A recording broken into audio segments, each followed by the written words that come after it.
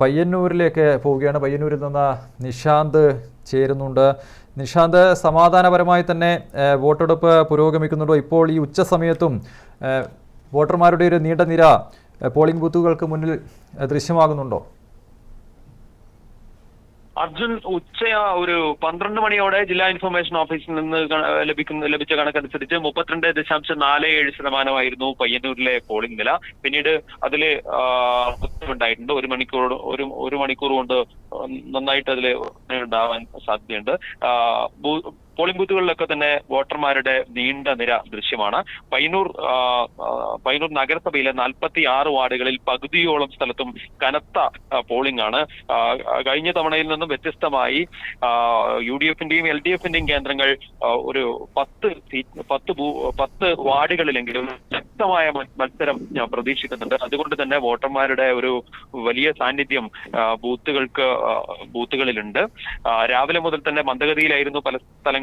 നഗരസഭയിലെ പല നഗര കേന്ദ്രങ്ങളിലും പോളിംഗ് നടന്നെങ്കിൽ പിന്നീട് ശക്തിപ്പെടുകയായിരുന്നു. പയ്യന്നൂർ മേഖലയിലെ തന്നെ മറ്റ് പഞ്ചായത്തുകളിൽ കുഞ്ഞിമംഗലം, അതുപോലെ തന്നെ കാങ്കോലാലപ്പടമ്പ, കരിവള്ളൂർ, പെപ്പം തുടങ്ങിയ CPM-ന്റെ ശക്തി കേന്ദ്രങ്ങളിൽ അർജുൻ പറഞ്ഞതുപോലെ കനത്ത വോട്ടിംഗ് ആണ് രേഖപ്പെടുത്തുന്നത്. പലയിടത്തും ഇത്തവണ BJP-യും സ്ഥാനാർത്ഥികളെ നിർത്തിയിട്ടുണ്ട് എന്ന ഒരു സവിശേഷതയുണ്ട്. പ്രത്യേകിച്ച് പയ്യന്നൂർ മേഖലയിൽ BJP-ക്ക് മുൻപില്ലാത്തത്രയും സ്ഥാനാർത്ഥികൾ ഇത്തവണയുണ്ട് എന്നതും ഒരു വസ്തുതയാണ്. ശക്തമായ മത്സരം നടക്കുന്ന സ്ഥലങ്ങളിലൊക്കെ തന്നെ വലിയ വോട്ടർമാരുടെ നിര കാണുന്നത് അത് പോളിംഗിന്റെ സ്വഭാവത്തെ ഒരു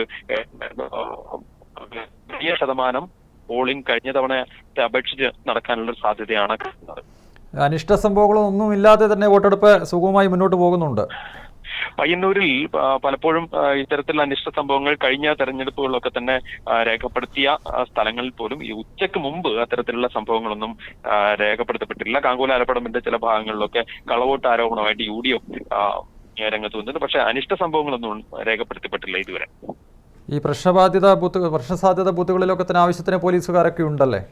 പ്രശ്നസാധ്യത ബൂത്തുകളിൽ ഇന്നലെ മുതൽ തന്നെ പോലീസ് ശക്തമായിട്ടുണ്ട്. സാധാരണ നമ്മുടെ ബൂത്തുകളിൽ 1-2 ഉദ്യോഗസ്ഥരാണ്. അതിലും പ്രശ്നസാധ്യത ബൂത്തുകളിൽ കൂടുതൽ പോലീസുകാരെ വിന്യസിച്ചിട്ടുണ്ട്. ഉച്ചയ്ക്ക് ശേഷം കൂടുതൽ ജാഗ്രതയോടെ തന്നെയാണ് പോലീസും ഈ മേഖലകളിൽ ഉള്ളത്.